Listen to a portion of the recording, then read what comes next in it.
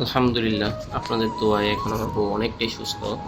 ওর হাতটা উঁচু করতে পারতেছি না, আর কিছু কথাটা বললে আটকে আসে। তো ইনশাল্লাহ আপনাদের দোয়াতে এটাও ভালো হয়ে যাবে, আল্লাহর কাছে দোয়া করি। তো এই গাড়িটা রং করছি ভাই, এই গাড়িটা অতটা বেশি দেখতে সুন্দর লাগতেছে, কিন্তু গাড়িটা একটু প্রবলেম আছে। তো এটা নিয়ে খুব টেনশনে আছি। তো যাই হোক, আজকে এই গাড়িটা রং করছি রবিবার, তারপরে এই গাড়িটা রং করে বাসায় যাবো। মজার বিষয় হয়েছে ভাই, আমি এই গাড়িটা যে রং করছি 2.5 ঘন্টা ওটি করছি, এই 2 ঘন্টা টাকা দিব না। কেন দিব না বলতেছে, রবিবার কোনো ওটি নেই। তো আমার কথা হচ্ছে, ওটি যদি না থাকে তাহলে আমাদের কামটা ক্লিয়ার করালি, আর যদি কামটা নাও করি তাও ভাই বকাবাজি করবো। তো এই হচ্ছে অবস্থা এই দোকানের। তো যাই হোক, এই দোকানে এই গাড়িটা করছে আমার তুকা কালার করতে হইব। তো এই গাড়িটা দেখে আমার মেজাজটা এতটাই খারাপ যা বলার হয়ে। এই গাড়িটা রং করছিল একটা ছেলে, মানে আমার সাথে যে কাজ করবি, তো পরে দিলে বেটার হতো আমার না দিয়ে। তো যাই হোক, কাজে মনে পড়লো যে আমার চুলাটা নষ্ট হয়ে গেছে। তো এনএসকেতে গেলাম, ওয়ারেন্টি ছিল, যাওয়ার সাথে সাথে এবার যে এত তাড়াতাড়ি চেঞ্জ করে দেবে এটা কল্পনা করতে পারিনি।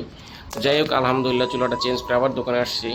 বসাই এক জায়গায় প্যাপে করলো। তো গাড়িটা ঢুকাইছি, গাড়িটা ঢুকাই ভাই টেপ টুপ সব শেষ করে যখন গাড়িটা রং করতে শুরু করছি ভাই, এতটা বিপদ আসছে মানে যাওয়া বলার হয়। মানে প্রথম থেকেই শুরু হয়েছে যে এটা আমার দ্বারা হইব না। তো যাই হোক, গাড়িটা রং করছি, একদম আমার কাছে পছন্দ হয় নাই বা ভালো হয় নাই।